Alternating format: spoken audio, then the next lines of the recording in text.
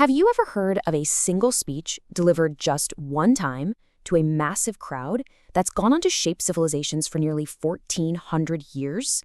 Well, today we're diving into exactly that. We're talking about the farewell sermon of the Prophet Muhammad. It's this incredible final testament that basically serves as a universal charter for all of humanity. So let's get into it and see why it's so powerful. Just imagine hearing those words. A crowd of over 100,000 people goes completely silent. You see, this wasn't just another speech. This was it. The Prophet, in the last few months of his life, was delivering his final, comprehensive guide for humanity, and every single person listening knew it.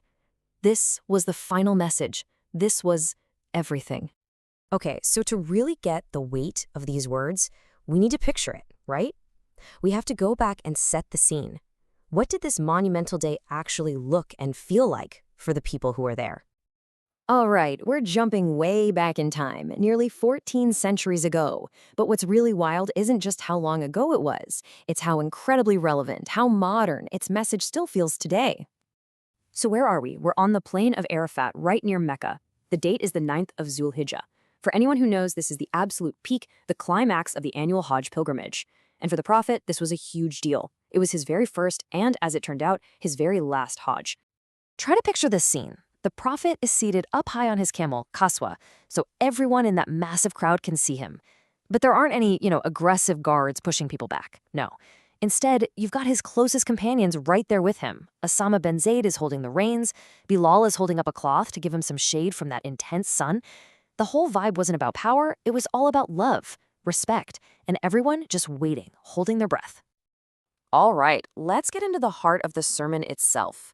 This is where we see it build into this timeless guide for all people, with principles that are just as important today as they were back then. This line right here, this is the foundation for everything else that follows. He's saying, look, just as this day and this place are sacred to all of us, so is every single person's life, their property, and their honor. It's basically one of the most powerful declarations of universal human rights you'll ever hear. The idea that every single person is sacred. And building on that foundation, he lays out this really clear moral compass. He warns against 4 major things that can just tear a society apart from the inside: associating anything with God, killing someone without a just cause, adultery, and stealing. You see, these aren't just random rules. They're the absolute pillars you need to build a fair and stable community. Now this is huge. A massive call for social justice.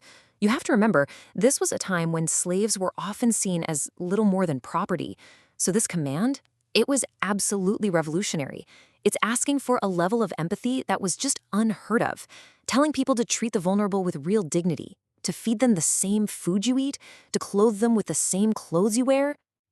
And check this out. The rights of women weren't some afterthought, a little footnote at the end. No, this was a central point of the whole sermon. The Prophet made it crystal clear that women are a trust from God. He instructed men to treat them with kindness, to provide for them, and to always uphold their rights. So you can see, this whole thing was about way more than just personal morality.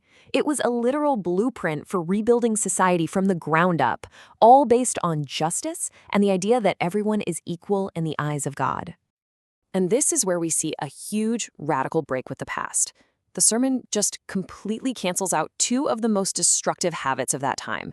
First, the whole exploitative system of interest, or usury, that just trapped people in debt. Gone. And second, those endless, violent cycles of blood feuds and revenge killings. Also gone. And he didn't just tell other people to do this. He led by example in the most personal, painful way you can imagine.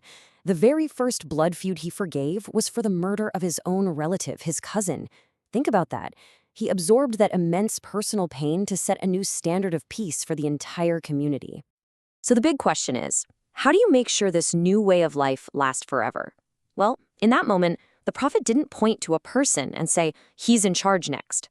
Instead, he left behind a kind of timeless constitution, the Book of God, the Quran, and his own life's example, the Sunnah. That was the guide. That was the roadmap to make sure the community would never lose its way. Okay, so as the sermon starts to wind down, you can just feel the energy in the air on that plain. It's reaching this incredible spiritual high point. This was it. the culmination of a 23-year-long mission. And then the prophet looks out at this literal sea of people in front of him and asks this incredibly profound question. He's asking them to be his witnesses. Have I done my job? Have I delivered the message I was sent to deliver? Can you even imagine the sound? More than 100,000 voices from all different tribes and walks of life, all roaring back as one. Yes, O messenger of God. Their answer must have echoed like thunder across the entire plain. They were the witnesses, and they were confirming message received.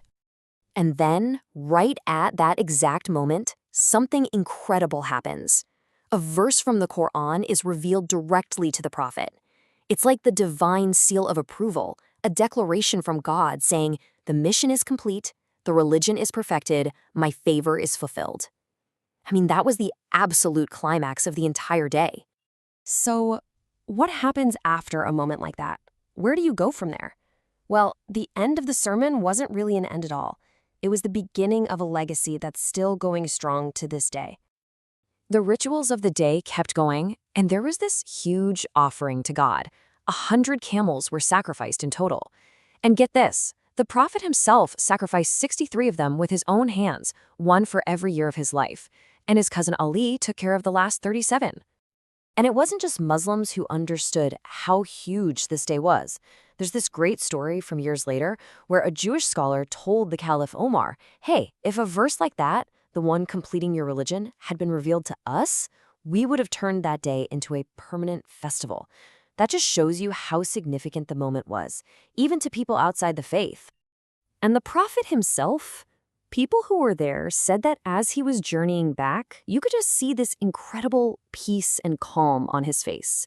You know, it was the look of someone who knew they had finished their life's work. The job was done. The final message was delivered. And there's one last story from that pilgrimage that's just so moving. A man actually fell from his camel and died right there, while he was in a state of pilgrimage. The prophet told them to bury him just as he was, without even covering his head. And why? Because he said on the day of resurrection that man would be raised up still saying the pilgrim's prayer, Labbaik, here I am, O Lord. His very last act of devotion was made eternal. So when you look back across almost 14 centuries, what do you see?